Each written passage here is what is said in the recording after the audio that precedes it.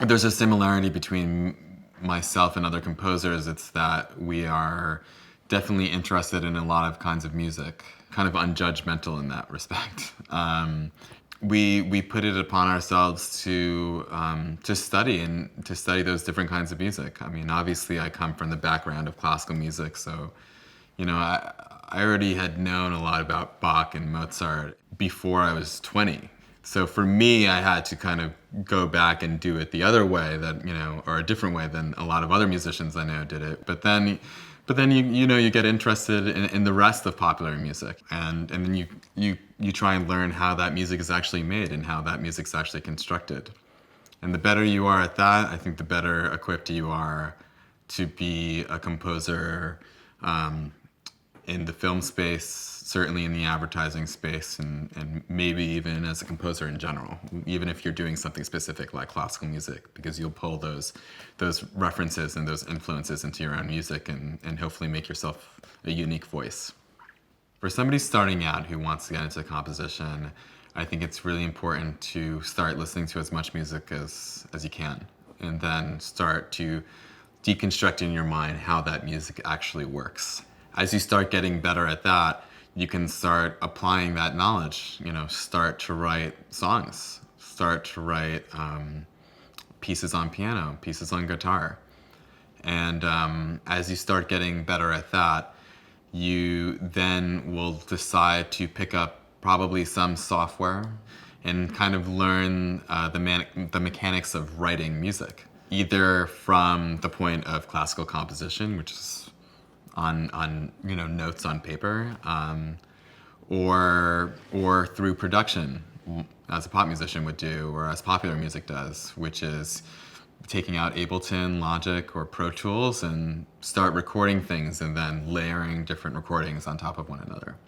But I was a classical musician since I was a little kid. I was a violinist, started at age 3, then studied piano at age 9, also played saxophone, and played a little guitar too while I was in high school. But I studied violin very seriously, and I studied with this violin teacher at Manhattan School of Music. But at that point, by the time I was graduating high school, I didn't know if classical music was entirely what I wanted to do, or violin rather wasn't entirely what I wanted to do. So I thought composition was really cool. So I decided to go to Carnegie Mellon to study classical composition, and then at the same time study business. So then I got a minor in business, and then I think I was in Argentina studying abroad when it occurred to me it would be really cool to get a master's in arts management, and maybe that would give me some sort of understanding of how the business of music worked. And I'm happy I did that. I went back to Carnegie Mellon and did an accelerated master's in arts management.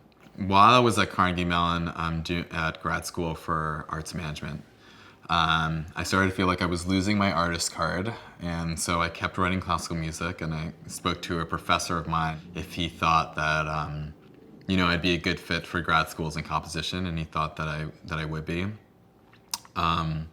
So I interviewed at Yale School of Music and the Royal College in London, and also at Northwestern for a PhD, and then decided to be as close to home. My parents lived in New Jersey, and I had gotten to Yale and a few others, and so I decided to go to Yale. And Yale, fortunately enough, was free that year. Somebody had given a huge endowment, and so it was actually I mean, Yale's cool. It's an honor to go to Yale, but when it's free, you can't really say no.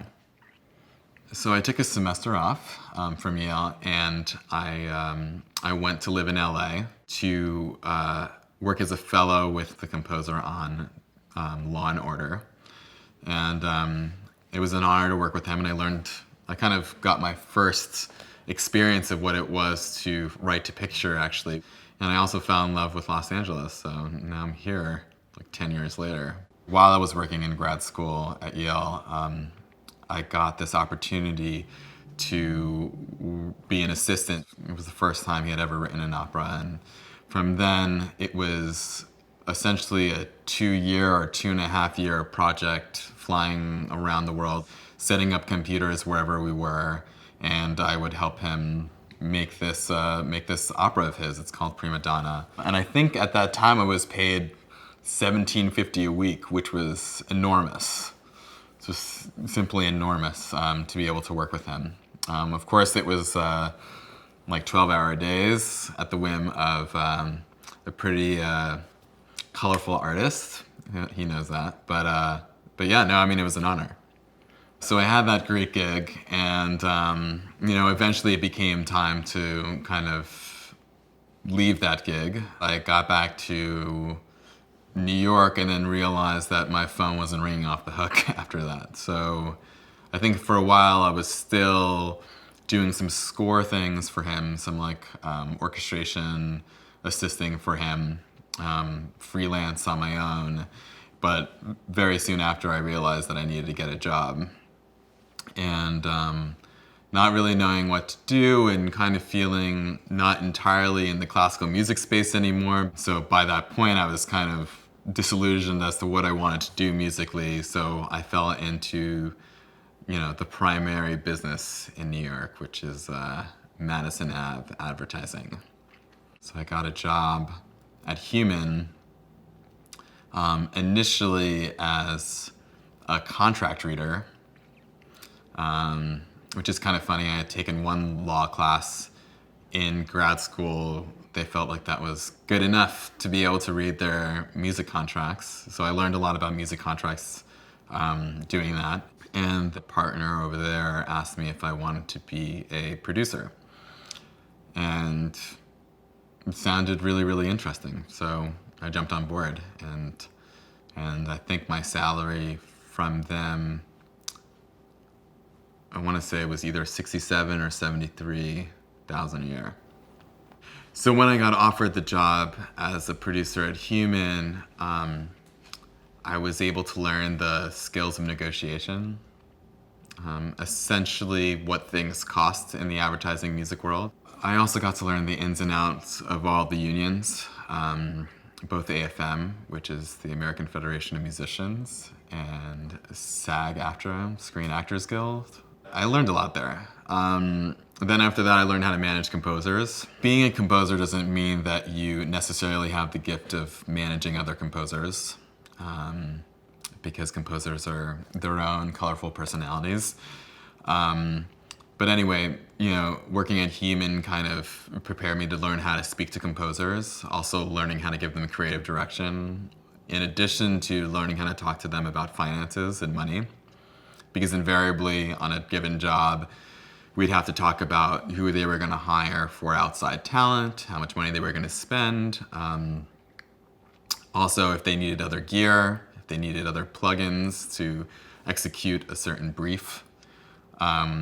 So I learned how to handle that. And then, of course, I learned how to deal with clients, both to deal with their personalities,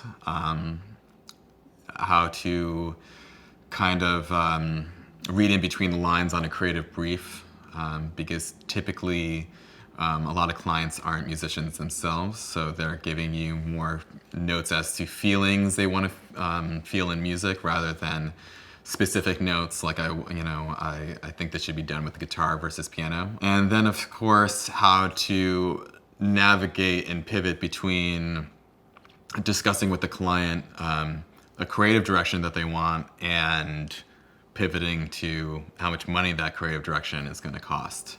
As a composer, when you're starting to think about what your next step is, and this touches upon things that we mentioned before, you kind of think of what you want to do really creatively, and then kind of figure out a way to be creative financially to make whatever goal that you have possible.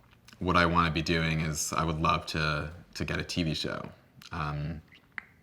I think TV has become just an incredible medium. It also provides kind of a stable lifestyle. You get paid per episode, or you get a package deal, and there's certain stability in that. Whereas you can do a really incredible film, even films that are up for awards that you'll get $30,000 for that film, and that's, probably not enough to live on, especially if you have a family. So, but a TV show seems, would be really exciting.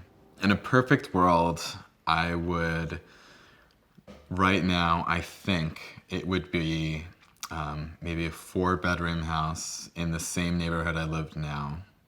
Hard to do. Where I have like some annex little studio there, and I have maybe 2 kids, and I'm doing the same thing I'm doing now, but maybe just slightly more profile work, or or maybe just a little bit more lucrative. I don't know. I guess it'd have to be a little bit more lucrative in order to have that house.